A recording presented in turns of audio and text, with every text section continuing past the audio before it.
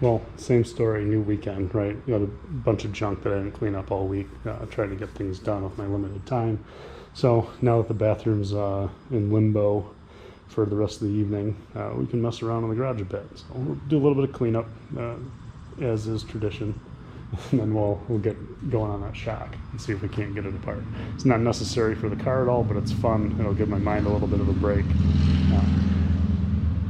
Yep.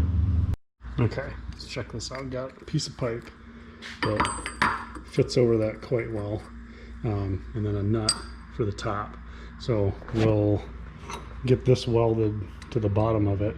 I might go ahead and tack it up here, right? Because then we can make sure it's just gonna, we wouldn't screw up the center.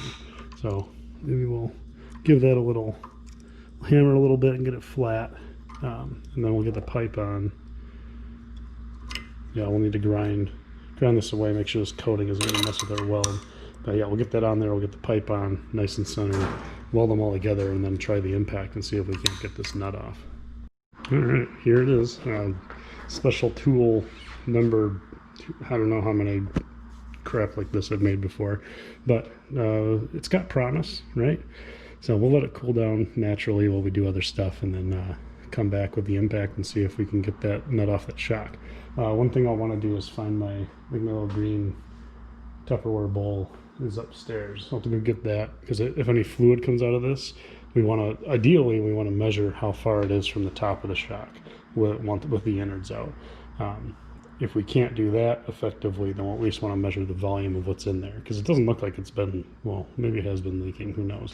But if we take them both apart and they're both the same, then there's a good chance we know how much to put back in. We just won't know which viscosity. Okay, I got ice cream box, the super stable tripod. When we hit the impact, it's probably going to shake. It's just not out of this thing. Now, I left the handle on there. Probably dangerous. Yeah. We'll see. Okay, and that's left. Oh, that's a stupid idea.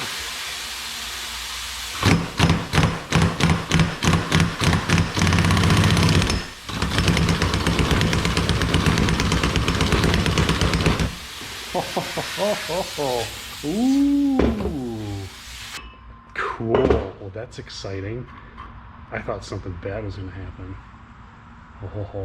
Okay. Got some grease and shit. Yeah, we'll clean things up and see what we need to get in there. What I'm imagining is there's probably some kind of circlip, right? It's going to be a clip, and then stuff is just going to, and it's going to come out as one chunk. And we're going to clean some things up and make sure we have a space to put it. Well, we can just put it in here. We don't want to leak out the bottom. We'll find something more reasonable. It may be that this nut is its retention clip. It's got a bit of a chamfer on it that holds the seal in place, so we can pull him out.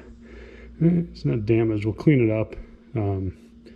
Stuff like this we probably aren't going to be able to get our hands on right now. Maybe we could figure out a different solution if that ended up going bad, but yeah, all we've been doing is just pull, and I don't know if there's a spot.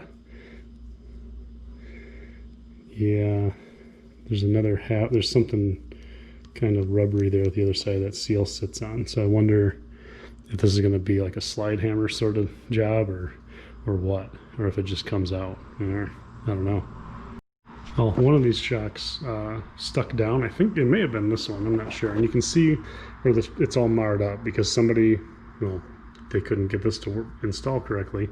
You know, they weren't installing it correctly already. They had a bunch of bullshit in there they weren't supposed to.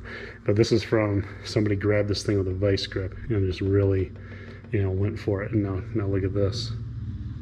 She is bent. That's a bent shaft. So it's not going to be something that we can just straighten and have it be okay. So hopefully this isn't too complex on the bottom side, because we could just machine one, right? Whether it's worth it or not, I doubt it. It's got this adjuster up here for damping that just spins and spins. There's a lot going on, and I don't think these are going to end up being repairable. It'll be fun to see what's inside them, but as far as doing a full rebuild, let's give it a 50-50 going forward.